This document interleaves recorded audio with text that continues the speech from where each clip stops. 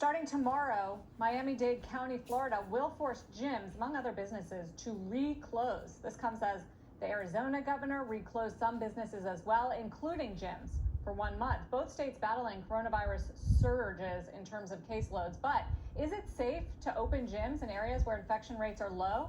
Scientists in Norway, where coronavirus cases have generally been decreasing since a peak in March, conducted a study to see whether people were at greater risk of infection if they returned specifically to a gym. One of the leading scientists behind that study, Dr. Michael Breithauer, joins us now. He's a professor at the University of Oslo. Thank you, and nice to see you. First, take us inside the study you did, how big it was, and what were some of the specifics that led you to this conclusion that ultimately it looks safe.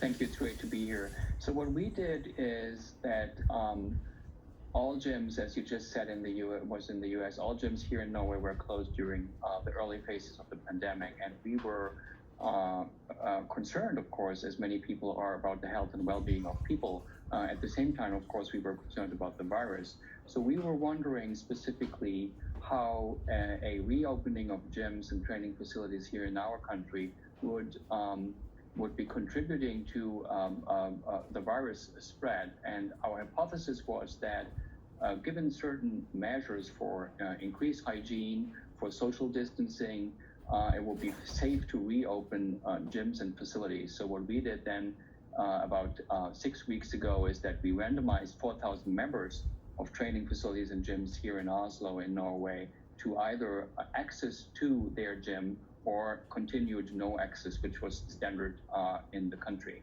So we had 2,000 people training for 2 weeks and 2,000 people who had no access to their gyms.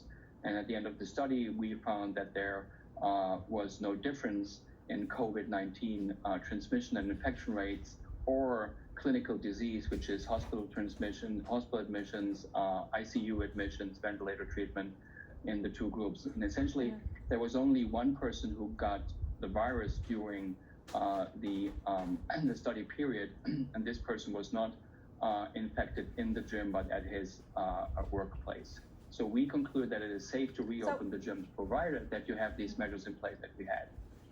Go ahead. I wonder how specific this is to Norway and whether we can actually glean anything as it relates to the United States. It sounds like the social distancing enforcements were pretty strict.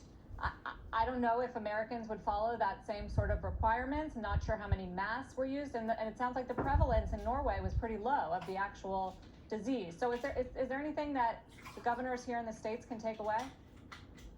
Well, it's a good question, Sarah. And so let's start with the measures. We had strict measures for hygiene. We had disinfectants at each workstations, and we asked people to wipe off their instruments and their gear before and after they used it. And we had 3 feet distancing between everybody at all times in the gym, and 6 feet for high-intensity classes such as spinning. So basically, we had every other bicycle closed down, and that worked very well. If it would work in the U.S. in gyms, I don't know, but I guess it would. And of course, we had people there who made sure that the members were compliant. With regards to background transmission during the study, we had background transmission rates of the virus here in Oslo that was pretty comparable with many areas in the U.S. In other words, there was a risk of transmission in the community, but for the people who were using the gym, which are mainly healthy younger people, that risk was not increased by going to the gym.